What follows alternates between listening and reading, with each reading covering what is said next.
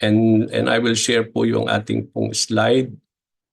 So itutuloy po natin yung ating pag-aaral on the second part of the Book of Acts. Inumpasahan na natin po itong how we need to interpret or how we are to interpret the Book of Acts, yung part 1, dun sa ating pong last session natin last week.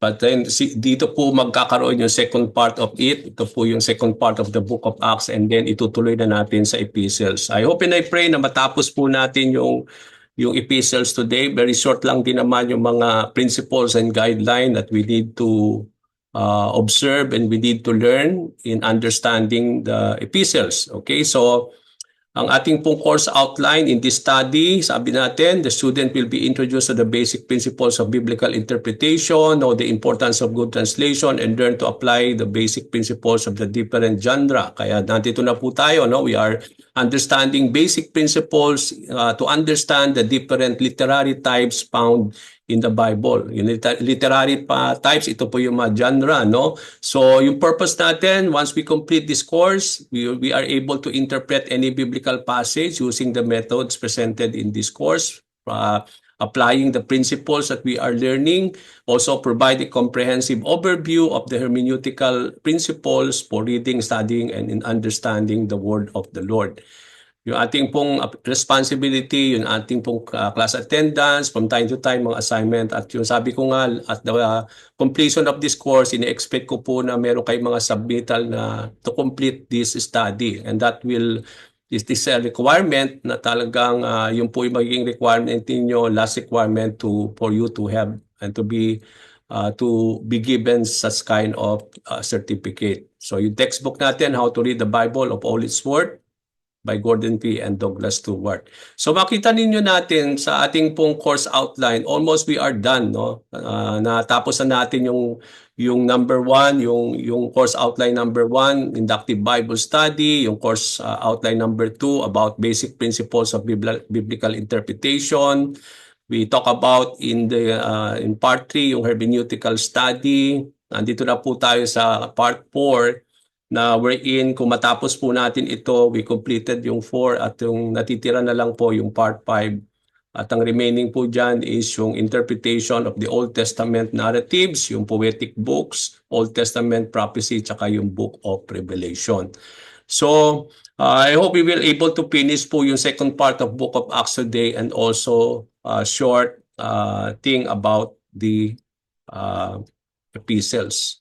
Okay, part 4, interpretation of different literary types found in the Bible. So, interpretation of the Book of Acts. Last time, we talk about yung inumpisahan natin ito about the Book of Acts, everything that we need to know about yung background o kahalagahan o why it is indeed necessary for us to understand regarding the Book of Acts, no? And naintindihan natin last time yung importance, ano yung intensyon ni Luke when he wrote this second part of his writing. Alam natin yung unang volume ay yung Gospel of Luke. Ito po yung second volume ng kanyang pagsusulat na dito niya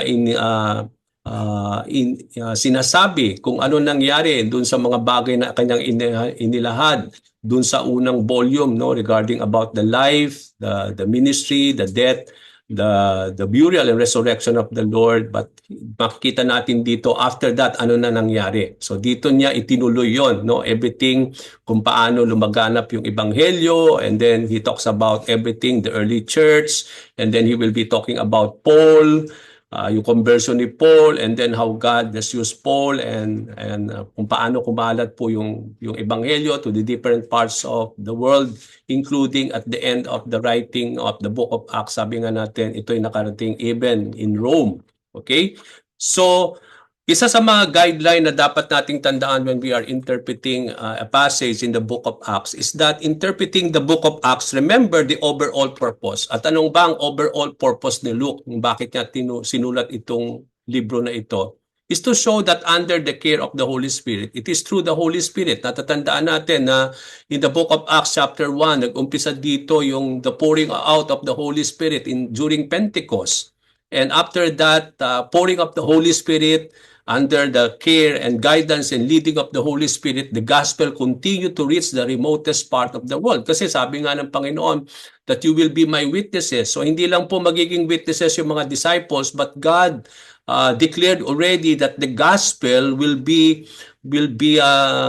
scattered, or it will be shared and preached not only in Jerusalem, not only in Judea, in Samaria, no, but also into the different parts of the world, no. So nakita natin yung fulfillment na nung Great Commission dito sa writing ni Luke, no, sa book of Acts. So kapag tayo po ay iniintindi natin ang mga passages, mga verses sa book of Acts, put always into consideration na ang purpose po ng mga verses na yan, ng mga chapters na yan sa book of Acts, is to show kung paano lumago o nakarating yung ebanghelyo sa pamamagitan ng banal na espiritu doon sa iba't ibang parte ng mundo. Okay, so dito natin makikita yung overall purpose of the book.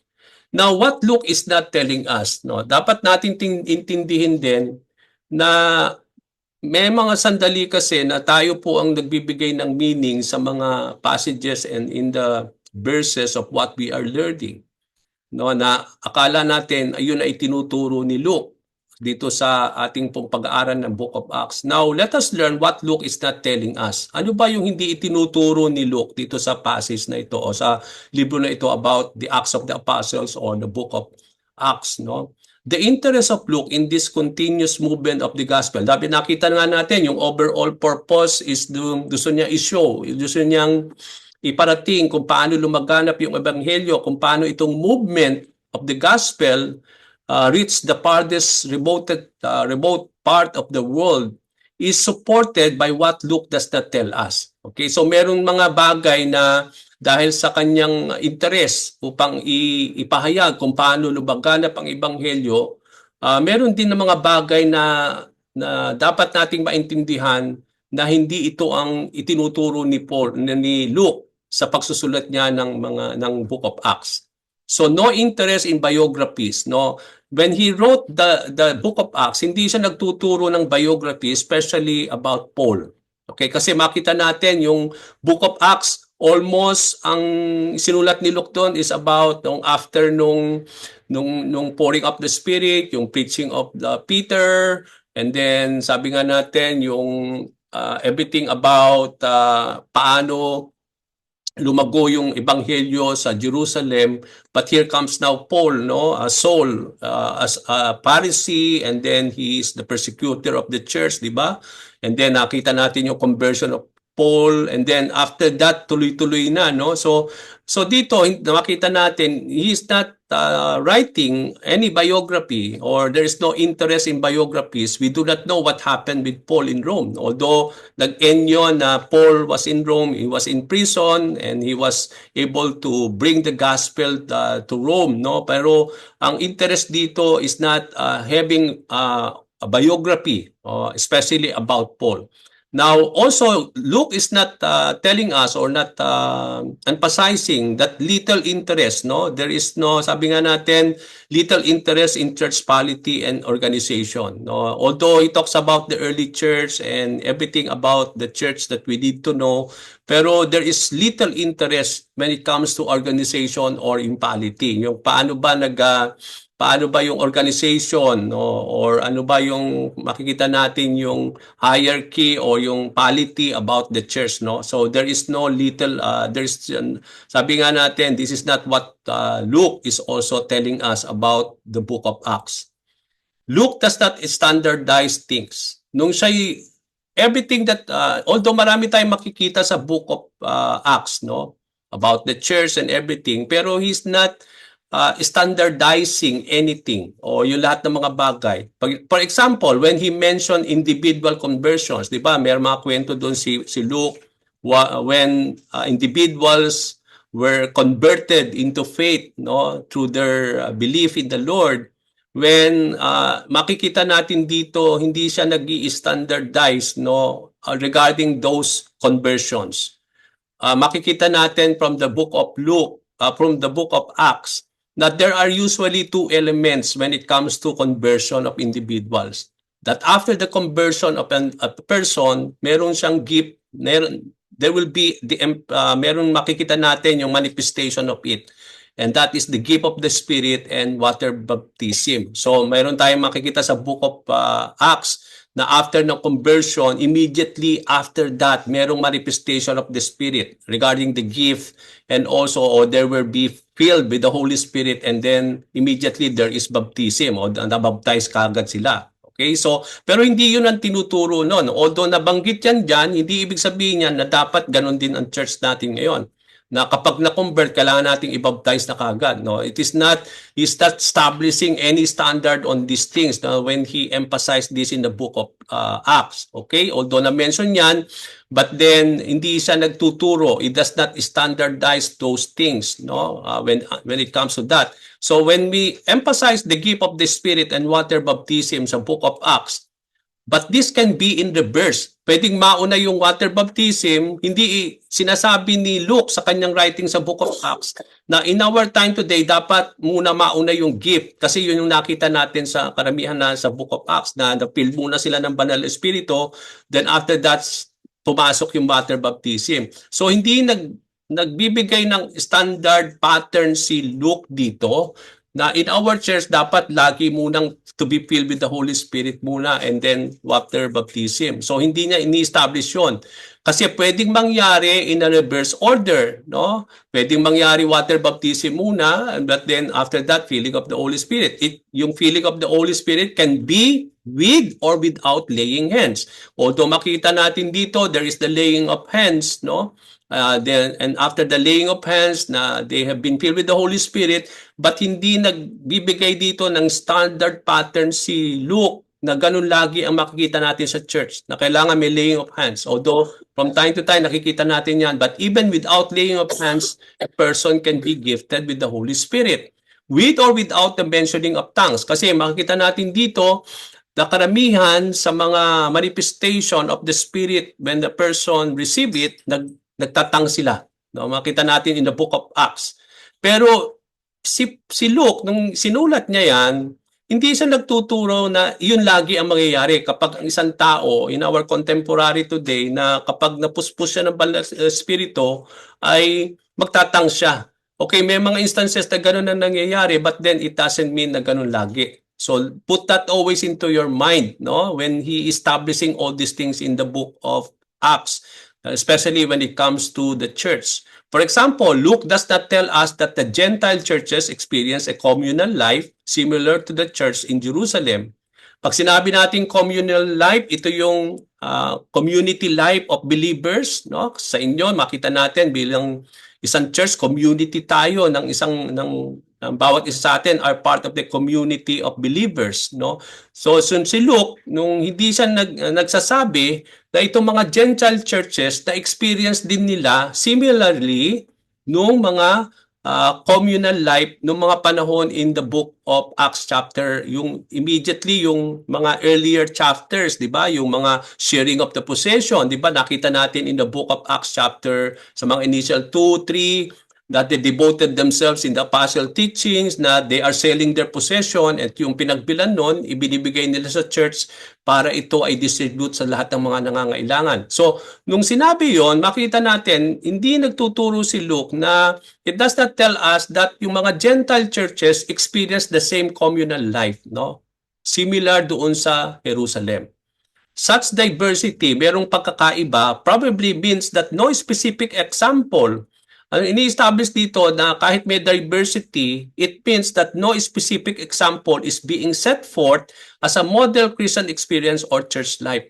Na kapag nagtuturo ine-emphasize ito ni Luke sa Book of Acts, hindi niya sinasabi na hindi siya nagse-set forth ng isang model or experience na dapat ganun din ang magiging standard for a church today. Okay, so hindi siya nagsasabi ng ganoon. So let us be careful about that. Although he talk about that he devoted themselves to the apostles' teaching, no, to the breaking of the bread, okay? So although that is an encouragement, no, that we see from them, from those times, no? But sabi nga natin, although we can consider that as something that a model that we need to follow as a church, pero sabi nga natin, yung diversity natin, no, may pagkakaiba pa rin tayo sa pagdating sa Jerusalem Church, no, or yung sa early believers, no. Meron tayong diversity in our culture, in everything. Pero sabi nga natin, hindi ibig sabihin na ganun lagi, no, when it comes to our church today compare with the church before. Okay, so dito nga natin na merong diversity, and because there is diversity, there is no specific example na yun lang dapat ang i-apply. Paano kung hindi yun applicable sa atin in our contemporary time? Okay, so may mga ganong cases. So guideline number 2, the Word of God in Acts that may be regarded as normative for Christians is related primarily to what any given narrative was intended to teach. Okay, so yun po yung dapat lagi lang natin natatanggapin na yung salita ng Panginoon sa Book of Acts ay kailangan nating i-regard as normative for Christian. No? Pag sinabi nating normative, ang ibig sabihin po niyan is that it is something that is derived or sabi natin established from a standard or a norm. Okay, so for Christians, is related primarily to what any given narrative was intended to teach. So we will just focus only on what it is being intended, no, to teach, no, as part of yung sabi nga natin yung normative for us as believers in the Lord. Kung ano yung what is related primarily so sa any given mga narrative o mga kwento na makikita natin in the Book of Acts was o ano man yung mga intensyon na itinuturo nito. So, okay, so yun pong makikita natin dyan. So guideline number 3, what is incidental to the primary intent of the narrative may indeed reflect an inspired author's understanding of things, but it does not have the same deductive value as what the narrative was intended to teach. Alam natin that Paul was writing to Theophilus. So it is the inspiration of the author, makita natin, when he talk about understanding things, no? Nagre-reflect doon yung understanding ni Luke concerning about things. Pero sabi dito, itong mga ganitong mga bagay, no, yung although yun yung intent nung narrative, may indeed magre-reflect yun kung ano yung author's understanding, but it does not have the same deductive value, no. Pag sinabi nating deductive, ito yung itinuturo, no. Pag sinabi nating deductive, ibig sabihin niyan yun yung intention to teach or to educate, no, as what the narrative was intended to teach. This does not negate what is incidental, but it argues that what is incidental must not become primary. Okay? Now, for example, hindi siya nagtuturo na talagang ganun lang lagi, no, na yun lagi ang magiging norm or yung deductive thing na dapat ganun ang mangyayari sa isang church. For example, I'll give you a good example. Acts chapter 6 verse 1 to 7. Bago natin intindihin yung verse na yan, what is the situation of the church described by Luke? Ano ba nangyayari dito sa Acts chapter 6, no? How is the problem resolved? Paano na-resolve yung problema, yung issue na nangyari dito sa Acts chapter 6 during the time of the early church? Ang tanong din natin, must we resolve a similar problem where a minority group is not paid attention in the same way today? Yung bang sitwasyon na yan, kung mangyari yan sa atin, ganun din ba ang gagawin nating solution? Ganun din ba natin i-resolve yun in a very similar way of having similar problem like that? O, tingnan natin kasi sabi dito si Luke hindi na siya nag-i-standardize ng isang norm, yung normative thing na yun lagi dapat ang gagawin ng isang simbahan, although ikunento yan on that particular thing, no, in addressing the issue, but it doesn't mean na ganun lagi ang mangyayari, na applicable lagi yan, no, in our contemporary time. Now let's go to Acts 6:1-7. Sabi dito, in those days, no? Sabi dito, when was increasing, sabi dito, the Hellenistic Jews among them complained against the Hebraic Jews because their widows were being overlooked in daily distribution of food. So merong issue na yung mga widows, yung mga Hebraic Jews, no? Sabi dito, merong complaint among the Hebraic Jews, yung mga widows daw were being overlooked in their daily distribution of food. Okay, so ang nangyari, so the 12 gathered all the disciples together and said, it will not be right for us to neglect the ministry of the Word of God in order to wait on table. So dito yung pagdidistribute ng food. Although yung mga 12 apostles natin, yung original 12 apostles, ayaw nilang involve nila yung sarili nila dun sa ganong klaseng ministry of yung mga distribution of food. Because kung gusto nilang gawin ay concentration nila is yung ministry of the word, kasi kung mag-i-involve pa silang ganon, they will neglect the ministry of the word, no? Just to be part of this distribution of the food, no, in the tables. Kaya ang ginawa nila, they choose 7 men among the believers, among the disciples in those times, full of the Holy Spirit and wisdom. And itong 7 na ito, sila ang gagamitin sa ministry nito, yung pagdidistribute ng food. And they will give attention to the prayer and ministry of, pero sila, yung 12, they will focus more their attention on prayer and the ministry of the word. Okay, so this proposal pleased the whole group. So namili sila, ando nga si Stephen, man of full faith and Holy Spirit, si Philip, si Prochorus, si Nicanor, si Timon, Parmenas, and Nicholas from Antioch, a convert of Judaism. So they presented these 7 men to the apostles who prayed, and then they laid their hands on these 7 men.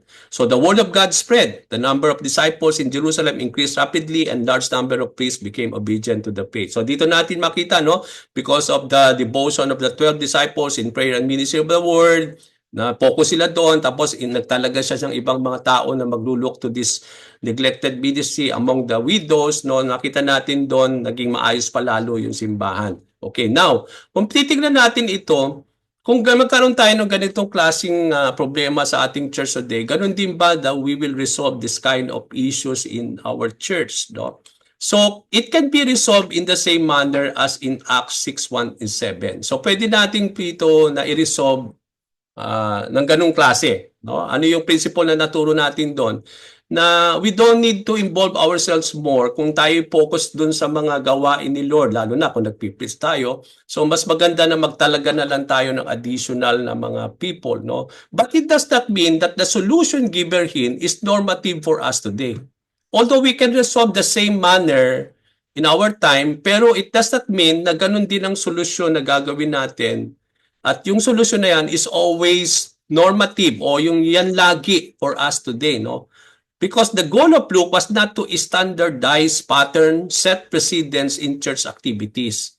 It is important to notice the context of this passage, no? Ano ba yung context nitong Acts chapter 6 verse 1 to 7? Hindi siya nagseset ng pattern o ng precedence in every church activities na ganun lagi dapat yung magiging pattern, no, of handling things. Pero kung makita natin yung context nito nung Acts chapter 6, ano ang context nito? Number 1 is yung ministry, the ministry is limited to Jerusalem. In Acts chapter 1 to Acts chapter 5, no? Kung mapansin natin yung beginning chapter 1 up to chapter 5, tapos dumating nga itong chapter 6 na ito, kung mapansin natin dito, yung ministry ng Panginoon is limited to Jerusalem. Okay? So yun yung context. So yung mga Greek Jews become leaders in Jerusalem. Now in chapter 6, yun nga yung ating from verses 1 to 7, for the first time, ito lang yung unang-una. Kung mapansin natin dun sa Acts chapter 1 up to Acts chapter 5, no, yung ministry is limited only to the Jewish leaders. But then later on in Acts chapter 6, doon natin makikita yung mga Greek Jews now becoming leaders in Jerusalem. Ito yung unang pagkakataon that Greek Jews or Jews who did not grow up in Jerusalem but in other Roman provinces, although they are Jews but they did not really grow up exactly, no, in Jerusalem, but also they were raised in other Roman provinces. So itong mga Greek Jews na ito were given leadership in position in the movement. Kaya mapapansin natin dito doon sa 6 doon, merong mga talagang mga people who were chosen, no, in the leadership who were not really raised or grew up in Israel. Okay? So the emergence, kaya nga after that sa chapter 6, no, from verses 8 to 7 up to chapter 7, after that, no, after the napagtatalaga ng 7 mga additional ministers of the Lord, no, who will handle this ministry, especially yung death of Stephen, no, makita natin dito, doon ngayon nagkaroon ng parang sabi nga natin effect, no, yung doon na extend. Nung una makita natin hanggang Jerusalem lang muna yung gospel. Okay, but then, sabi ng Panginoon, you will be my witnesses in Jerusalem, but also in Judea and Samaria. And that happened only after the death of Stephen, no? In chapter 8, no? Finally, yung death ng Stephen, ito yung nagkaroon ng string of events, no? Doon yung somehow ito yung nag-cause upang lumaganap lalo yung ebanghelyo where many Greek Jews, including Philip, went outside Jerusalem and they started now to preach the gospel throughout the regions of Judea and Samaria. Makita natin yan in Acts chapter 8 up to Acts chapter 9, no? And later on, makita natin dito na yung nung dahil nag-disperse sila, tinutugis na ni Saul ngayon, no? Yung conversion ni Paul sa Acts chapter 9, no? Ito na yung na-meet na niya si Lord in the road to Damascus kasi gusto niyang habulin itong mga believers, no? Mga followers of the way, no, and Saul want them to be put into prison. So nakita natin dito unti-unti na lumalaganap yung ebanghelyo. So dito makita natin hindi siya nagtuturo actually, no. Yung flow nung Acts chapter 1 up to Acts 6 and then 7 and 8, makita natin dito yung ang binibigyan ng emphasis ni Luke dito, hindi siya nagtuturo anything about that we need to follow in addressing problems. Although nandyan yan, we can use the same thing, pero hindi siya dapat normative na yun lang ang gagawin natin. So be careful on that, no? Yung mga ganung bagay, mga kapatid, because hindi intention ni Luke yun. Is not establishing precedents or anything na dapat ganun lang, normative yon. It is a norm that we need always to follow. But sabi nga natin, ang context noon, hindi yun ang binibigyan ng pansin ni Luke doon. Okay, it's not about that. It's called about yung paano lumagana palalo yung ebanghelyo, not only in Jerusalem, but it comes now to the regions of Judea and Samaria. Okay, and then later on to the farthest ends of the world when Paul now became the apostles to the Gentile nation. Even it reaches Rome. Okay, so makita natin yung development. Yun yung binibigyan ng kahalagahan ni Luke dito kay Theophilus. Kinikwento niya kung paano lumaganap ito. Hindi siya nag-i-establish ng norm or mga bagay patungkol sa church. Although nandyan yan, but then we need to be careful only in establishing all those things na dapat ganun lagi. Okay, so we can consider those things pero hindi lagi ganoon. Okay, so yun, dahil hindi naman yun talaga ang tinuturo ni Luke dito when he wrote the book of Acts. Okay?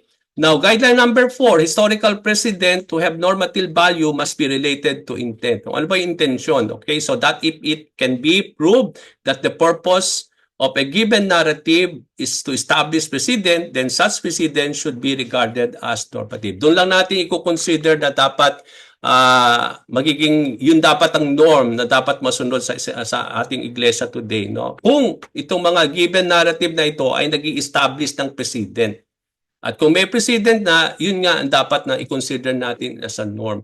So kailangan natin ma-establish, no? Ano ba yung mga purpose na yan, yung mga bagay na yan, ano yung mga passages in the book of Acts that teaches, that brings precedence, na yun yung i-regard natin as normative or norm or parang yun yung dapat nating laging i-establish, no? Yung something that we need to derive or establish from a model or something that we need to always consider as a normal thing or a norm to follow. Okay?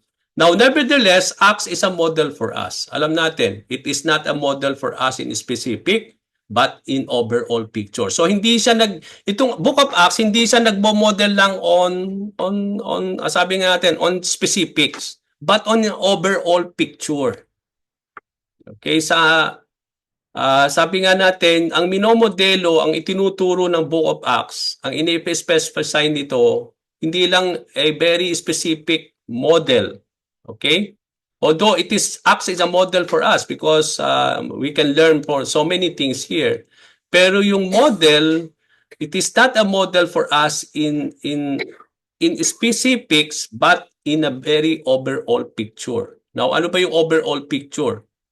Sabi nga natin, by the very way God has moved him. Makita natin, God would look to structure and narrate this history. It seems probable that his audience is to view this joyful forward-moving expansion of the church into the Gentile world. Kung paano kumalat yung gospel to the Gentile world, empowered by the Holy Spirit as God's intent for the continuing church. So yun yung overall picture, yun yung intention, no? Yun yung model kung paano palaganap. So yun din siguro pwede nating gawing normative din, no, na as a church, no, ang intention ng Panginoon is that the gospel will not stop in us, in our generation, but we need to be empowered by the Holy Spirit. And the intent of the Lord is yung continuous, yung sabi nga natin, yung pagpapalaganap ng ebanghelyo, no, yung expansion of the church, no, into the different parts of the world, no, as we bring the gospel of the Lord. Okay? And because this is God's intent for the church, nothing can stop it. Neither Sanhedrin,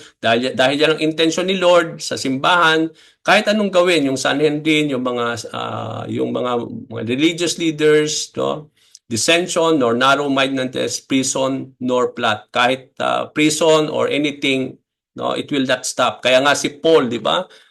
Si Peter, they were put into prison, but sabi nga nila, no, although they are in prison, but the gospel is not put into prison, no, hindi siya, it is not put into chain. Okay, so it cannot really stop that. Even at that particular prison cell, ipinapahayag nila yung ebanghelyo at maraming nakakakilala. Even yung sabi nga natin, di ba, yung guard in the prison, no, nakakilala kay Lord. So hindi nila talaga mapipigilan yon, because it is the intention of the Lord for the church to really to fulfill the commissioning of the Lord, no? And because of that, nothing can stop it. So nakita natin yung paglaganap. So siguro yun yung kailangan nating maging modelo, no, na bilang mga church. And I believe nagkukulang po tayo dito when it comes to what we have seen in the book of Acts, no? Na sabi nga natin na intention talaga ng Panginoon ay lumaganap po yung ebanghelyo na ating Panginoong Jesucristo, especially that we are now living in the end times, no? So Acts is therefore not only history in the sense only writing down the facts, no? Historical story talaga siya, makita natin kasi it talks about the facts and the truths about paano lumaganap nga, no? Hindi lang 'to naglalarawan kung paano nag-start yung early church, pero hindi lang 'yun ang intention ni Luke eh. Ang intention niya talaga overall kung paano lumaganap talaga ang gospel from Jerusalem, from Judea and Samaria, and even to the farthest end of the earth in fulfillment of the Great Commission by the Lord. And it is being done by the Holy Spirit. So Act tells us how the church should be in the larger sense, no? Hindi siya nagtuturo ng specific. Kaya nga sabi ko, pag is that teaching standard things, no, on a particular thing, pero ang gusto niya i-convey yung overall, no, in a larger sense, not by modeling itself on any specific example. Okay? So hindi siya nagtuturo ng by sabi nga natin by specific. But ang gusto niyang i-emphasize lagi doon is yung a larger view o yung larger context of it.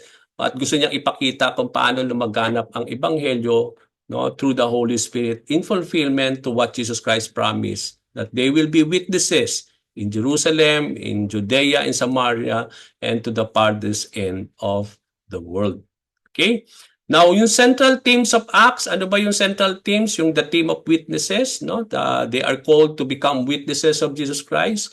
Yung the theme of apologetics, no? That how we need to defend the gospel, and also yung theme of church growth. Kasi dito sa apologetics, laging kine-question si Paul yung kanyang authority, no, yung 'di ba, kine-question si Paul lagi, no, yung kanyang authority in sharing the gospel, no. So dito makita natin yung apologetic, yung subject ng apologetic, no, yung sinasabi natin na how we need to defend the gospel when we are being asked or questioned in theme of church growth, no, kung paano lumaganap nga yung ebanghelyo, yung church, but also kung paano lumaganap po yung ebanghelyo ng ating Panginoon. So yun yung makita nating central theme of Acts. Okay? Now, aids in interpreting Acts. Ano yung makakatulong sa atin para kapag nag-i-interpret tayo sa Book of Acts? a map of the first century kasi ang gusto nung ipalating dito ni Luke, paano lumaganap at paano nga lumaganap. Kailangan nating magkaroon ng tingnan yung mapa ng first century at doon ay makakatulong sa atin para maintindihan natin yung geographic context of Acts. Paano lumaganap yan in the different parts of the world. A map, so kailangan din natin ng map which traces the missionary journeys of Paul will also help. Ano ba yung geographical thing? Ano ba ang mapa ng mga panahon na yon, no? In the first century, ano yung mga makikita nating lugar dyan? At paano yung, dun sa map na yan, ititrace natin yung paano lumaganap ay yung mga missionary journey ni Paul, no? Maki-consider natin na there are 3 missionary journey of Paul, ikaapat na yung Rome. Okay? O hindi lang siya 3 missionary journey, but we can consider yung 4th missionary journey ni Paul is yung when he brought the gospel in Rome. So yung apostolic chronology will help us also ordering the events. No? Maganda rin naman na pag-aralan yung chronological events na nangyari po sa Book of Acts. Okay, so tingnan natin po yon. Now, for us to understand here, let's see now the map of a first, second, and third missionary journey of Paul. Ito po yung map, makita natin from your screen. Yung pong okay, so yung pong white na makita ninyo on your screen, this is the first missionary journey of Paul. Okay, so mapapansin ninyo, it started in Antioch and it is ended also in Antioch. Okay, so yan po dyan nag-umpisa in Antioch in Syria. Kung mapansin ninyo, no?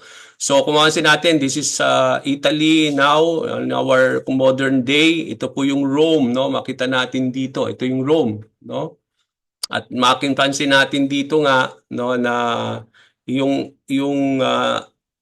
red na line no, ito yung makakonsider natin na ito yung Paul's journey to Rome na pwede natin consider yung 4th missionary journey niya no.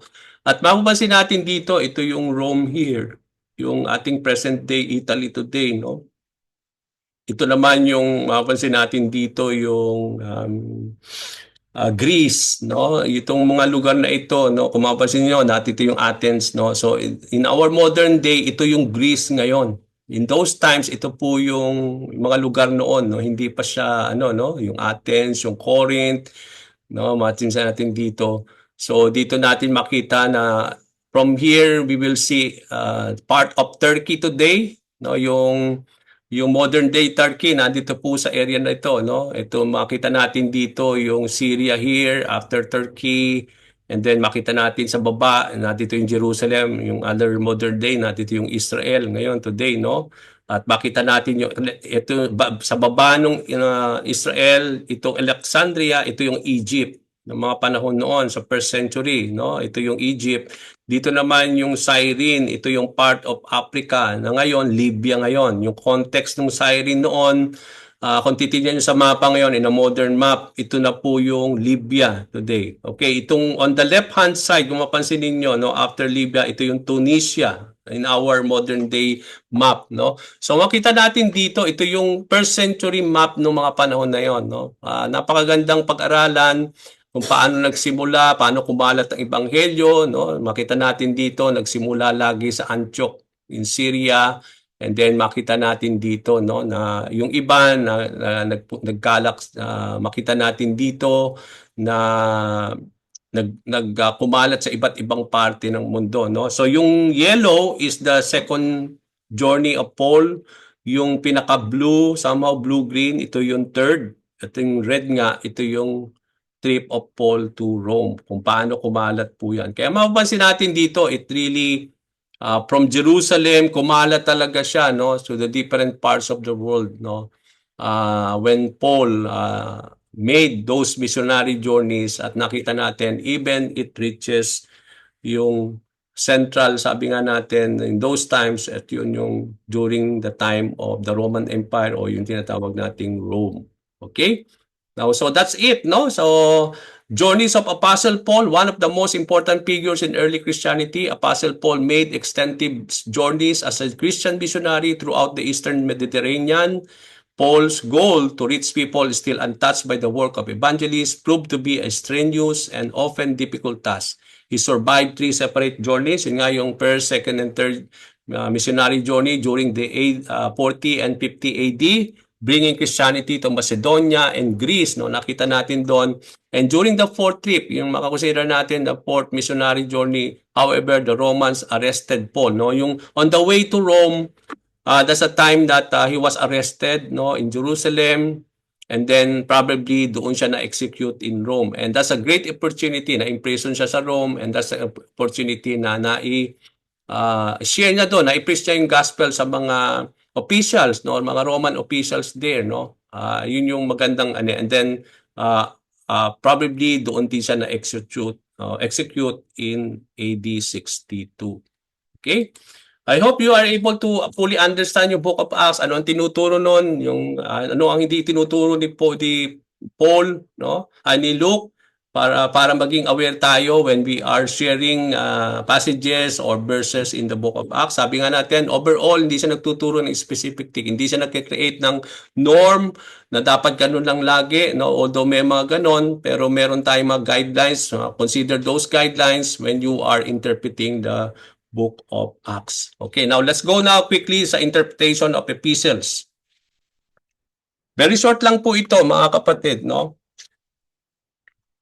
And so we will try to know ano ba yung guidelines, ano yung mga dapat nating consider when we are interpreting any passages or any chapter or verses in the epistles. Okay. Now, introduction to the epistles. Magkaroon lang muna tayo ng introduction, knowing ano ba ang mga epistles, dapat maunawaan natin. Ano ba ang mga epistles? Ano ang structure nito? Ano ba yan? Yung mga yan. Okay? Now, what are epistles? Epistles are letters. No? Mga sulat siya. Kaya kung mapapansin ninyo, it is Paul's letters to Galatia, it is Paul's letter to Corinth, no? So, mga letters siya na ipinabadala ni Paul. No? So epistles, kung i-define natin yan, are letters written to an individual or either to a group or public audience. Okay, so maaring ang epistle ay parang nagsusulat ng isang tao para sa isang tao lamang or individual. Meron naman na siya nagsusulat sa maraming tao, sa isang grupo. Or ang isang epistle din can be general, para sa lahat, for public audience. No? So, meron tayong mga general epistles na walang sinabi doon na ito lang ay para sa mga ganitong tao, no? But then it is for all, no? Mga public audience. So it is so pwede nating masabi na general epistle siya. So it is intended for all people. So some have made a distinction between ancient letters and epistles. So maraming nagkaroon ng mga distinction to differentiate in the ancient time before para i-differentiate yung distinction between ancient letters and epistles, no? Technically, ang letter was written to a specific person or person and not for a public in general. Kasi ang sabi nila, ang letters are, di ba, noong mga panahon na yun, wala tayong mga email dati, electronic mail, di ba? Ang ginagawa natin, nagsusulat na lang tayo, lalagay natin sa sobre, lalagay natin ng stamp, di ba? Tsaka ihulog sa PO Box, and then yung mail company siya ay magdi-deliver noon para lang ma-receive, no? So ganon. Meron naman yung tinatawag nating mga electronic type, no? So yung mga panahon na yon, a letter was written to a specific person and not for public or general, no? It is not for all. Kasi imposible naman na isang letter noong mga panahon na yon, how it is being given to all, no? So it is not for public in general, no? Yung mga panahon, technically yan. But then, in contrast to that, an epistle was an artistic literary form that was intended for the public. At yun nga sinabi nung ating libro, no, ni Gordon P. at ni Stewart sa page 46 nung ninyong manual, nung libro ninyo, na it is an artistic literary form na hindi lang ito ay para sa isang specific na tao o group, but also it is intended for public. And for our purposes, we will consider all books in the New Testament as epistles. So, kung titingnan natin yung New Testament books, writings, ang mga pwede nating consider na mga epistles ay yung lahat-lahat ng mga libro sa New Testament except what? Except yung apat na gospel, Matthew, Mark, Luke, John. Yung book of Acts cannot be considered as an epistle. Also Revelation cannot be considered as epistle. So lahat 'yon, no? Romans, no, we talk about First Corinthians, Second Corinthians, no, yung First Thessalonians, Second Thessalonians, Galatians, Colossians, no, Ephesians, no, yung mga yung James, no, yung Philemon. So, yung Peter, writing of Peter, no, yung writing of John, these are all epistles. No? It can be considered to be letters except for the gospel, except for book of Acts and Revelation. So apart from these 1, 2, 3, 4, 5, 6 books sa New Testament, everything can now considered be as epistles. Okay? Now, biblical epistles, the epistles of the Bible include first and second. So ano ba yung mga epistles in the Bible? Ito po lahat yan, except yung kanina, yung book of Acts, Revelation, tsaka yung yung apat na gospel, no? Total 6. So apart from that, lahat po is considered to be epistles. Ano yon? Okay, ito nga yung mga epistles in the Bible. First and Second Corinthians, no, yung book of Romans, Galatians, no, Ephesians, Philippians, Colossians, Philemon, First and Second Thessalonians, First and Second Timothy, Titus, Hebrews, James, First and Second Peter, First, Second and Third John, and then yung Jude. So lahat po yan ay considered to be biblical epistles in the Bible. O, mga letters po siya, no? Intended for a person, for a group, or for general public, or for general epistles, no? Kaya nga, makita natin dito, wala siyang sumusulat yung author not for a specific group or a specific person, but also is writing for all, no, for a general audience. So yun yung makikita natin, some of characteristics sa epistles. Okay? Now, elements of biblical epistles. Kung mapapansin nyo, ang mga epistle, no, mga epistles, letters siya. Di ba nung kapag tayo nagsusulat ng letter, sinusulat natin yung name, no, yung kung sino yung nagsusulat, tapos nilalagay natin kung kanino natin isusulatin yon, sinong intensyon ng sulat natin. Tapos meron tayong greetings, 'di ba? Kahit sa email natin dito, 'di ba, nag-i-email tayo, no? Sa mga letters natin sa email, no, nag-greet tayo, especially kapag yung ang binibigyan natin ng email natin is siguro yung isang organization or any person or maybe Christian, no, 'di ba? Sabi nga natin greetings in the name of the Lord, no? 'Di ba? Nilalagay natin 'yon. So, mapansin natin sa epistles, no, especially yung mga writings ni Paul, yung epistles ni Paul. Lagi niyang binabanggit lagi yung name niya, no? Paul, no? Ibig sabihin, from that itself, ini-establish niya na siya yung sumusulat. Nandun lagi yung name of the writer. Yun ang isa sa mga characteristics na makikita natin sa mga epistles in the Bible. That they always write their names, no? Kay James, iba James nakalagay doon, no? Si Paul, no? So si Peter, he also specify his name. So ganun din naman kay Paul, no? For example, he always mention his name, Paul. Yung mga epistle din ni Paul, he will always name kung sino yung sinusulatan niya. No, he always mention, for example, he write Church of God in Corinth. Okay, or to the Colossians, no, ini-specify niya lagi yung mga recipients o yung mga gusto niyang sulatan. So isa yan sa makikita natin doon. And then after na makita natin doon, may konting kung sino yung sumusulat, tapos sino yung bibigyan ng sulat, tapos makakakita tayo sa epistle ng greetings. For example, diba sa mga greetings ni Paul, grace, peace to you, be multiplied, no? So may mga ganung-ganong mga munang mga greetings yung writer, no? Makita natin very typical 'yan, makita natin sa epistle ni Paul. Okay, may mga greetings muna siya. And then after that, meron siya mga thanksgiving. Bago niya i-address yung letter niya, meron munang mga I always thank the Lord. Sabi ni Peter, ni Paul lagi, when I remember you, I always thank God, no? For you because of your blah blah blah, no? Lagi niyang, I always thank God for you. Tingnan niyo po lagi, typical kay Paul yan. No, bago pa man siya mag-address nung letter niya dun sa kanyang pagsusulat, lagi muna siyang na pray, may prayer doon, no? Lagi siyang nagpapasalamat kay Lord, lagi siyang nag-praise God sa mga nangyayari dito sa kanyang mga sinusulatan. Okay, so meron tayong makikita laging ganoon. And then after that, yung body of the letter. Nandun na bakit siya sumusulat, nandun na lahat, no? After nung mga prayers, nung thanksgiving, nung mga thanking and praising God, doon na mag-uumpisa na yung bakit siya sumusulat, anong intention niya, yung body of the letter. And then, makita natin at the end of the day, after everything, yung body of letter, meron ng mga final greetings and farewell.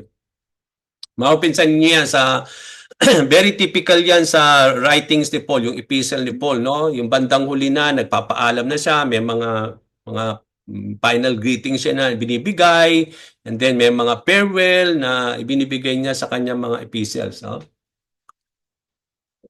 So, yan yung makikita nating very typical sa isang epistle.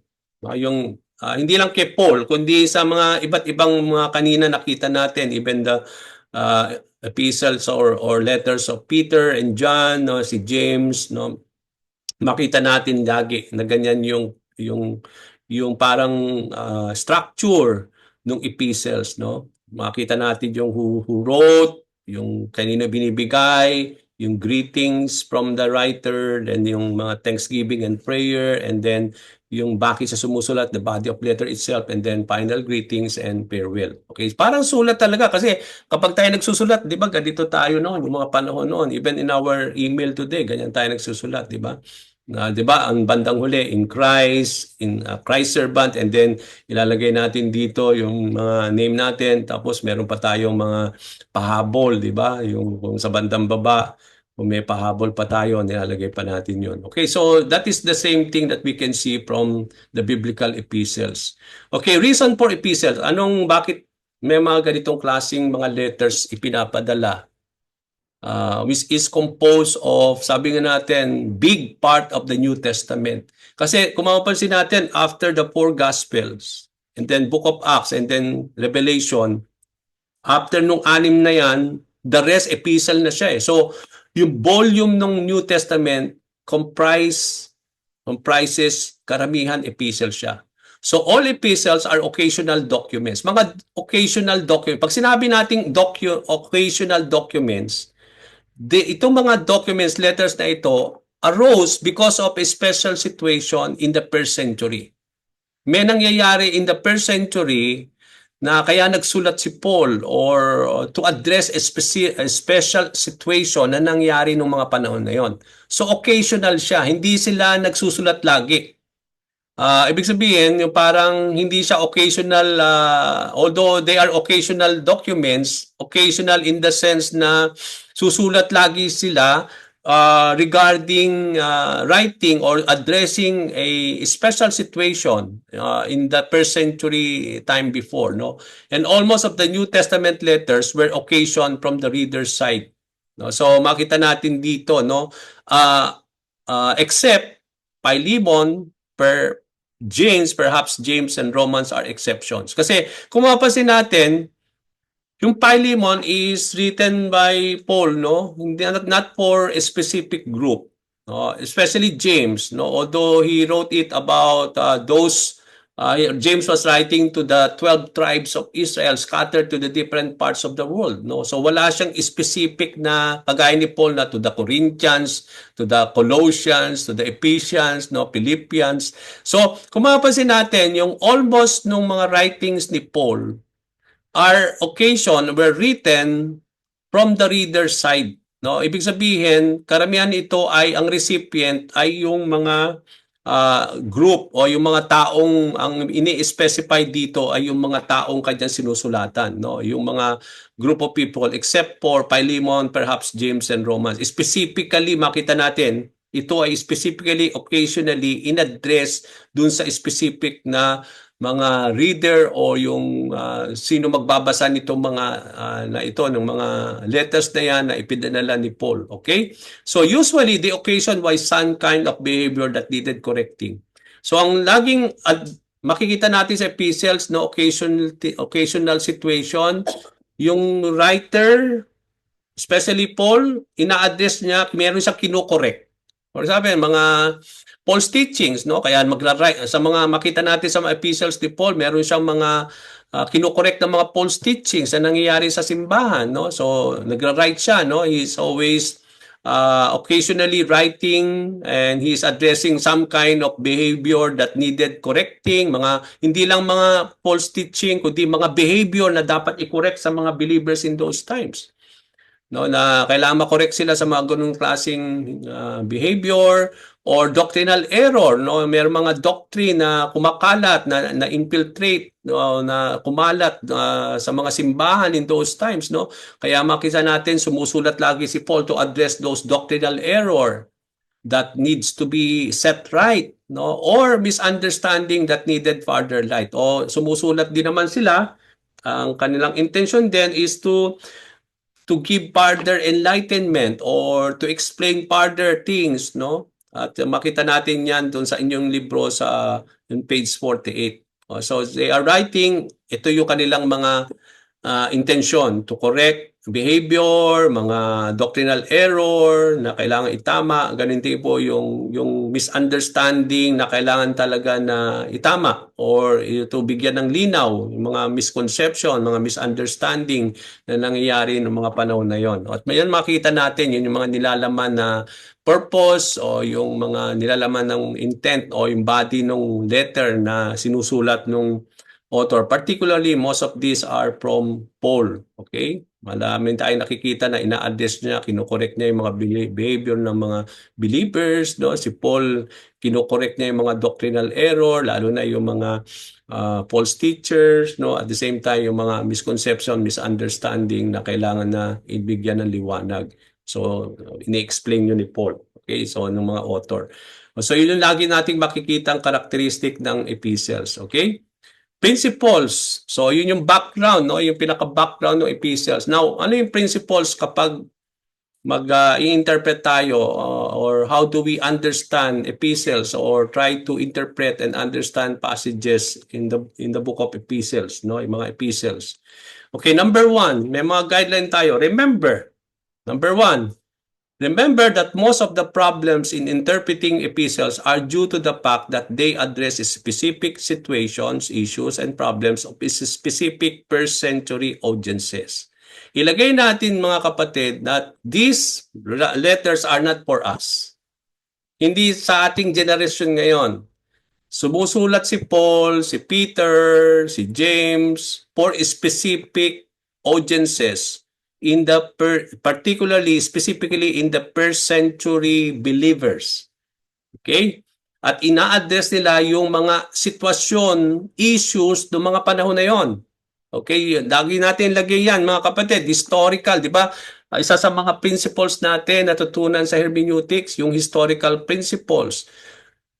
We see to it that yung author, yung audiences, mga issues ay noon, hindi ito para sa atin, no? So you have to go back, understand everything there. And then once you understood, that's the time that we bring it in our time today.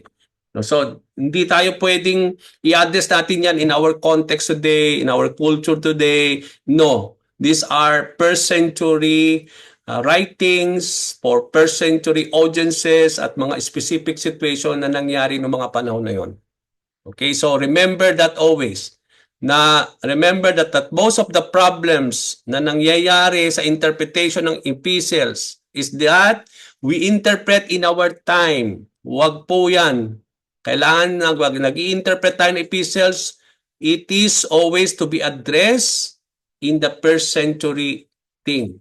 During that time. Okay, yung ano yung nangyayari noon, yung mga sitwasyon noon, ano yung problema noon, yung mga tao noon, yun lagi ang i-concern natin. Open, kaya doon nagkakaroon ng problema sa interpretation. Kasi we don't consider the historical context of the epistles. Remember, this is intended for people, group, or general audiences in those times, in the first century thing. Okay, so often we have to read between the lines to understand what is the issues are. Intindihin natin yung letter. Ano ba yung ina-address na issue nung author? Okay, kailangan natin, we need between the lines. Ibig sabihin, we cannot take one line or one verse out of the whole verses. So, yun na naman yung context na naman. So, sabi ko nga sa inyo, yung general rule na naututunan natin, yung exegesis natin, applicable yan sa lahat, mga kapatid. You have to go back to historical, consider yung literary type, no? You have to go between lines, take note of all those words na hindi naintindihan. Okay? So we need to read between lines, understand what is the issues are, ano bang mga nangyayari diyan, bakit ba sumusulat si Paul o si Peter, ano ang nangyayari dun sa church or sa particular people on that he was writing, no? Kailangan natin tingnan yon, yung mga issues na yon. We have to bring this all into light first. Okay, so yun po lagi yan. Kasi if not, then there will be the problem of interpreting now. Because you are not considering everything that we need first to consider, yung historical, literary, no, yung contextual, yung exegesis, no? Applicable po 'yan lahat. Okay, sa lahat ng mga literary types natin, particularly in understanding epistles. Okay? Example, part of understanding 2 Thessalonians is deciphering that the Thessalonians believed they were currently experiencing the day of the Lord. Okay, yung para bang kanilang understanding, kaya nag-a-address si Paul dito sa 2 Thessalonians because these people, these believers already believe that they are currently now experiencing the day of the Lord. Kaya kung mapapansin ninyo sa 2 Thessalonians chapter 2, ini-explain dito ni Lord ano ba yung day of the Lord. Okay, so kasi ang kanilang belief is that it is already being experienced, no, by them in those times. Okay, kaya nga yun yung kailangan nating ganun yung klaseng understanding natin, that yung ating understanding of 2 Thessalonians is that yun nga yung deciphering na dapat nating malaman is that these people believe that they were currently experiencing the day of the Lord. Alam naman natin what is the day of the Lord, di ba? Ito yung second coming ni Jesus Christ. So for them, they already experience it. They claim that they are already experiencing it. Okay, so that's why he wrote this 2 Thessalonians, no? And particularly chapter 2, he talks about the day of the Lord. Okay? So part of the understanding Galatians means, no?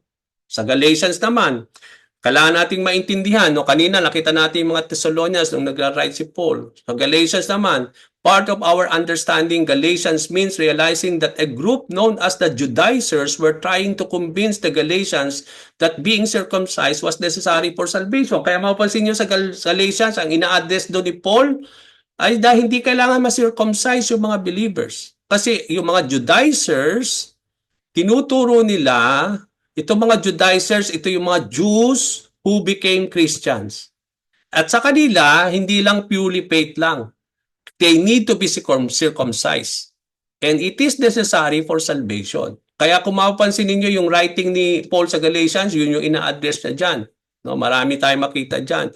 That you have been circumcised. No, but now, it is not physical circumcision. It is now by the Holy Spirit. No? Na tayo, nung na-born again tayo, hindi na yung sa atin ngayon, kaya tinutuli ang lalaki, hindi dahil 8 years old, hindi dahil na lang sa pagsunod nung law, kundi for health issue na lang, no, for sanitary medical thing, no, bakit tinutuli ngayon ng lalaki. But then hindi na yon parang circumcision as part of the belief, no. Today it is more of spiritual circumcision, and you have been circumcised, no, by the Holy Spirit. No? So hindi yun ang in-explain ni Paul, no. So dito makita natin dito yung part of the understanding na kaya pala nagsusulat si Paul doon sa Galatians, ito yung isa sa mga ina-address niya, yung mga nagtuturo na ganito, na kinukonvince niya yung mga Galatian believers na kailangan hindi lang by faith para sila ma-save, pero kailangan nilang ma-circumcise din. Okay, so that should be part of our understanding of Galatians as well. So dapat makita natin yan mga kapatid, yung reason, yun pong mahalaga dyan, makita natin why the author was writing on a particular epistle. Understand, although the epistles contain a lot of theology. Number 2, guideline natin. Okay? Be careful number one, nakita natin, be careful in interpreting the epistles, okay? Especially na sabi nga natin, but number two, understand that although epistles contain a lot of theology. Sa epistles kasi maraming theology. No? Pag sinabi nating theology, theology is the art of the study of God, no? Theo is God, no? Logi there is the study or the art, no? So Theo kasi is God, also art of understanding who God is. Kaya pag sinabing theology, may patungkol lagi about God, no? So although marami tayong makikitang ganyan sa na theology sa epistles ni Paul, no, sa epistles, but they are not theological treatises or systematic theological books. Hindi po siya nagtuturo ng systematic theology. Okay? So although may mga theology diyan, pero hindi siya i-consider natin ang mga books of theology, no? They are not theological treatises or books. Remember, these are letters. These are letters, no? Epistles. Hindi siya mga books na nagtuturo ng systematic theology. Okay? Now, pag sinabing systematic, merong system of understanding regarding about God and everything about the Lord. Kaya nga systematic siya. May mga methods, merong mga dapat i-consider when we are understanding theology. No? Kaya nga merong, kung may Christian doctrine, meron din namang subject na systematic theology sa Bible school. Okay, kung kayo nakapagtapos doon, sigurado natakil ninyo yan. Merong tinatawag nating systematic theology. Meron naman biblical theology. Magkaiba po yung systematic theology from biblical theology. Kasi kung mapapansin ninyo sa biblical theology, ito ay merong progression. For example, the biblical theology of worship.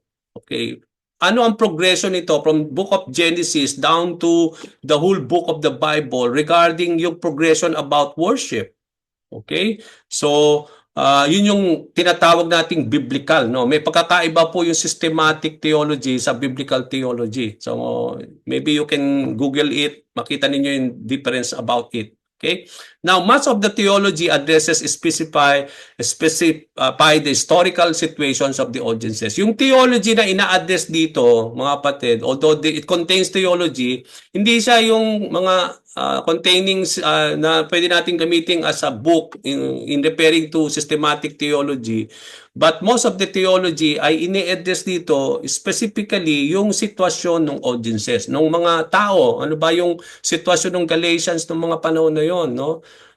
Yung Thessalonians, no, yung mga Philippians, no. So yun yung binibigyan na kahalagahan, no. Yung theology na ina-address doon ay nakasalalay doon sa sitwasyon, yung historical situation ng mga taong sinusulatan ng mga author. Okay, so always understand that although epistles contain theology, but they are not teaching theatrices or talking about systematic theology, or it can be considered as theological or systematic theology books. Okay, so hindi po yan ang intensyon ni Paul. Remember, these are writings to address situations of people noong mga panahon na yon, and they are writing as a letter to them.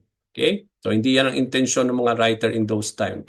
Ngayon na lang, ginamit na lang natin nung mga in our time today na ginamit natin to talk about systematic theology, and we base all those things from the writings of Paul, especially sa mga kanyang mga epistles, no, and letters. Okay, so sabi nga natin, as much as possible, number 3, try to reconstruct the historical situation facing the writer and the reader. Sabi ko nga, kapag hindi ninyo nilagay ang time ninyo sa first century setup, hindi ninyo ma-interpret yan. So you need to reconstruct, ilagay ninyo yung sarili nyo, bakit ba nagsusulat si Paul dito? Ano bang ina-address ni Paul dito sa mga readers niya, yung epistles na pinadadalhan niya? Lagi nating i-construct yun. But let's go to the historical context. Ulit na naman, no? Historical no, context, no, yung lahat ng yan, applicable yan lagi. We will apply this in most of the writings in the Bible, no. A good commentary or Bible survey ay makakatulong sa atin dito. Paano natin i-reconstruct yung historical situation? Kung medyo baguhan pa tayo, siguro kailangan nating hingi ng tulong sa mga commentary or mga Bible survey na ano bang ina-address ni Paul, ano ba ang problema ng mga tao in those times, kasi yun yung historical context o historical situation na kailangan natin muna maintindihan para ito ay ma-interpret natin in our time today. Okay? So number 3 po yan. So for example, bigyan natin ng example itong number 3.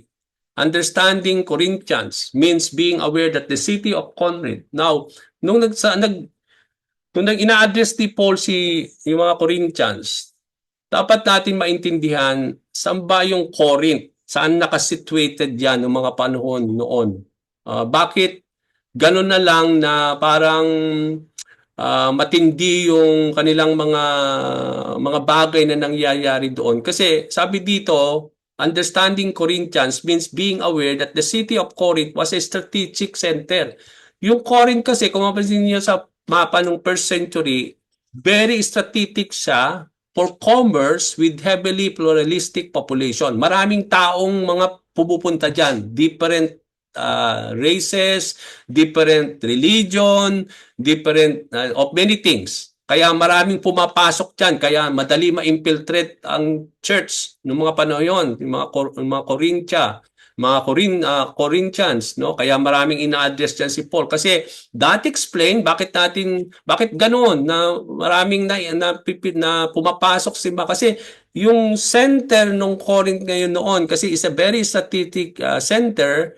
It is a center for commerce, kaya marami talagang pumapasok doon ng mga tao. It is a heavily pluralistic population entering that place. Many travelers and residents came through Corinth, no, who had many different beliefs and worldviews. May kanilang mga mental view, yung mga worldview nila kakaiba sa mindset na itinuturo, no, yung sabi nga natin, kaya nga sabi nga ni Paul, no, that we need to always to be renewed in the renewing of our minds, no, yung mga worldviews, no, yung mga belief. Kaya nga yung mga tao pumapasok diyan, merong kanya-kanya silang mga doctrine, mga belief, no. At come to think of this, na yung church ng Corinth ay nakasentro po diyan sa ganyan. Okay? Because of this, sexual immorality was heavily rampant there.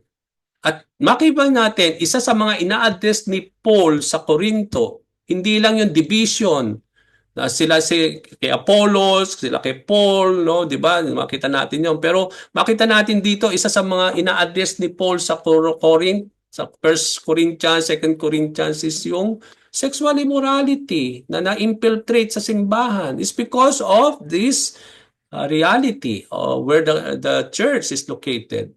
Kasi yan ang sitwasyon ng Corinth at that time, where the church was at that particular time. Kaya madali pasukan ng mga ganong klaseng iba't ibang bagay. Kaya at that time, makita ninyo, ina-address yun ni Paul, no? Yung mga ganong bagay. Makita natin dito yung that you are the temple of the Holy Spirit, no, everything and blah blah blah and everything of that you as temple, you need not to use your body, no, to sin against the body of the Lord, no? So makita natin yan sa Corinthians, natin makikita lagi yan. And why it is done, what is white light does is because yung characteristic ng church o yung lugar kung saan nandun yung church. Okay? So, yun yung kailangan natin i-consider doon. Yun yung sitwasyon. Yun yung makita natin doon sa guideline number 3 na kailangan ninyo maintindihan yung historical thing, no? Yung mga ano nangyayari noon, nung mga panahon na yun. Ano yung lugar na ito talaga, kung where is the church is, no? Kailangan natin maintindihan yan. And that will give you a proper understanding, no? Kapag tayo po iniintindi natin yung mga lines when we are reading now the letters. Okay, read the whole letter straight. Number 4, kapag binabasa nating epistles, read the whole letter straight through before beginning specific studies of individual part. Basahin din yung lahat kasi letter siya eh. Hindi nyo pwedeng hugutin yon na hindi mo man naintindihan yung di ba pag nagbasa tayo ng letter, kunya may nagsulat sa iyo, yung bang meron ka lang bang babasahin doon na specific ng na doon or babasahin mo sa umpisa na yung greetings, no, yung ano ba yung ano hanggang till the end na nagpapaalam na yung sumulat sa atin. Di ba ganun din naman tayo pag when we are understanding the epistles. So we need to read the whole letter straight forward through beginning from the specific studies ng mga individual pa. Hindi tayo magja-jump lalo kagad dun sa mga specific studies verses na gusto ninyong intindihin. Understand for the whole letter where that passage belong. Hindi, so context na naman yan, no? Out of context. So, yun din, pasok na pasok po sa epistles, yung natutunan natin, no? Yung we will try to see ano yung context nito, doon mag-uumpisa yan, doon matatapos, try and at the same time, read the whole letter because itong mga to ay it contains in one letter. Remember that epistles are letters and letters are meant to be read through in entirety. Okay, sinabi ko na yung kanina. Try to catch the big idea. Ano ba yung big idea nitong letter na ito? Yung main idea nito. Kasi lahat ng mga yan ay nakapaloob do sa main idea. Yung theme, bakit sumusulat, ano yung ina-address. Okay, yung purpose ng letter na yon. Okay, so napaka-importante po yan. Try to catch, try to see the big idea why Paul was writing, why Peter, why James is writing. And when you have done that, lahat ng mga verses na yan, passages, doon po, yun ang tinutumbok nun. Okay? Yun yung ina-address nun. Okay? So number 5, read the letter again and again. Patuloy ng patuloy, dahil sulat yan. Jot down answers to the following questions. So ang makakatulong sa atin, itong mga questions na ito, habang iniintindi natin yung mga epistles na yan, yung mga letters na yan. Number 1, na pwede nating tanungin, maka-guide sa atin para and put those answers doon. Na ito mga guiding questions na ito makakatulong sa atin to understand, to interpret some the passages in the epistles. Number 1, who is writing the letter? Who is the audience of the letter? Sino yung sinusulatan niya? Why is the author writing the letter? Anong purpose? Ano ba yung issues? What situation does the author face while writing his letter? Ano yung sitwasyon ng author na kanyang nararanasan nung siya yung nagsusulat itong letter na ito sa mga taong yon? Another question that we need to understand, what problems does the author address in the letter? Ano yung mga problema, sitwasyon, issues na ina-address nung taong yon, nung writer? Another question that you need to consider when you are understanding epistle, what are the geographical issues related to this letter? Geographical is that yung lugar. Ano yung mga issues sa lugar, no? Yung ano ba itong lugar na ito geographically? Tinda natin, okay? Does the writer state his purpose? Inilagay ba doon ng writer bakit siya ano yung purpose niya, bakit siya nagsusulat? What are the major themes? Ano yung mga major themes, mga concepts, words in the letter na kailangan bigyan natin ng pag-aaral, mga words na kailangan tingnan in the Greek. Okay? So, pasok na pasok po dito yung sinasabi natin, di ba, yung sa part 1 natin, inductive Bible study, observation, we talk about interpretation, no? And then we talk about, sabi nga natin, application, no? In observation, di ba, may mga questions tayo and then we put the answer. Ganon din, no? Makita ninyo, ganyan din yung method dito. Ganyan din naman ang hermeneutics, no? May questions ka and then you try to understand, write it out there. And that is how we need to understand it, no? Ano yung mga major themes, mga concepts na binibigyan pansin, okay, principles na tinuturo yung mga writer when he is addressing that thing, na yung principles diyan, yung mga timeless message na applicable noon, applicable today, applicable sa mga generations to come. Na-emphasize itong letter na ito. Okay, so yung po yun makita natin, number 5, okay? Number 6, identify the paragraphs taught in the letter you are studying as yourself. What point is the author making in this paragraph?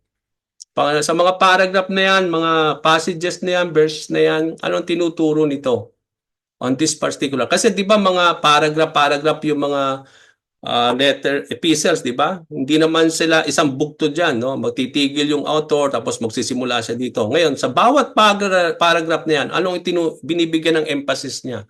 What point is the author making in this paragraph? Ano naman ang bakit siya nag-stop diyan at nag-start siya dito? Ano naman yung dito sa pag-umpisa niya uli? Ano yung binibigyan niya ng point dito? Okay, so another doon. Philippians 2:1 to 11, for example, is the great passage that explains how Jesus emptied himself for our sake. Okay, so yung point na ini-establish pala sa chapter 2 verses 1 to 11 is yung great example of Christ in terms of humility, that He emptied Himself for our sake, that He took the form of being like us, being a form of servant, being obedient to the point of dying on the cross. No? So yun yung tinuturo doon. So yun yung mapapansin natin. Pero after that, no, maaring sa verse 11, verse 12, maaring iba na yung ini-establish doon ni Paul. Okay, beginning verse 12 of chapter 2. So kailangan ninyo intindihin yung mga paragraphs. Kaya nga napakaganda kapag yung pinag-aaralan niyo isang verse, saan nakapaloob itong paragraph na ito, so then tingnan ninyo no yung ano ba itong paragraph na ito, ano ba yung point na ini-establish ito, bakit hindi na kasama yung mga susunod dito, bakit ito lang ang sinulat niya. So let us go back to that, no, tingnan natin po yan. So identify niyo yung mga paragraphs, mga thoughts where you are trying to understand and study, and ask yourself what point, bukod dun sa mga questions na yan kanina sa guideline 5 natin, ano yung point ng author na ini-establish niya dito sa paragraph na ito. Okay? Okay, so the main point of this passage though is not to teach Christology. The main point is that Paul wants his reader to show humility to each other, Christ being the supreme example of humility. So, doon sa Philippians 2 kanina natin, verses 1 to 11, ang bakit na binigay ni Paul yan, hindi siya nagtutulo about Christ. No? Hindi is not teaching Christology there. Pero ang binibigyan ng pansin dito ni Paul, why he wrote Philippians 2, 1 to 11, is that he wants to show yung mga readers niya sa mga Philippians na gayahin nila na yung modelo na ipinakita ng Panginoong Jesucristo, yung humility na kailangan nilang mag-humble, magkaroon ng humility to each other, no, at kagaya ng example ng Panginoong Jesucristo. So yun yung binibigyan ng emphasis dito ni Paul, hindi yung nagtuturo siya kay Kristo or everything about the Lord. Ang tinuturo niya dito, kaya lang binigyan lang niya ng example, bakit binanggit niya yung humility of Christ is for to set an example for them, pero ang emphasis dito ni Paul is not about Jesus Christ, but ang emphasis niya is that you need to humble yourself, you need to show humility to each other like the Lord. No, yun nga, binanggit niya dito that he took the form of being a servant, no, in-example lang niya yon. So pero ang emphasis niya hindi yon. Ang emphasis niya is for the people, for the believers to show humility to one another. Okay, so doon dapat ganun ang the way we approach things, okay, in the epistles. Okay? Now note as I end, tama-tama, tapos na po tayo. Many Bible already break down the natural paragraph division. Sa inyong mga Bible, binake na yan sa mga translations ninyo. Di ba? Kung mapapansin ninyo, bine-break na yung letter into different paragraphs. So you may follow it, okay lang po. So, break na. But do your own individual study anyway. Huwag tayo mag-rely lang dun paano binake nung mga translations natin, yung mga paragraph. Kasi letter yan, di ba? Ang letter, buo yan eh. Ngayon, dun sa buong letter na yan, yung sa ating modern translation, sila na ng group niyan, ng NIV, NLLT, no, yung mga ganon na kung paano nila ginup. Maring magkakaiba siya, but then sabi dito maganda, okay lang din na i-consider nyo. But then, maganda naman, do your own divisional study anyway. Okay, how do you divide that letter into your own? When you are done, consult a good Bible commentary or Bible survey book to see if your paragraph divisions match those in other books. Okay, so maganda naman dahil magkaroon tayo magandang practice, nabasahin natin as a whole letter, tayo po ang mag-divide kung sino ang magkakasama at saan mag-uumpisa yung panibagong paragraph. So, and then after that, you can compare yung inyong mga nagawa to a commentary or Bible survey so that you may able to match yung ginawa ninyo with those things. Okay, so that's it. Okay, so let me stop sharing and then let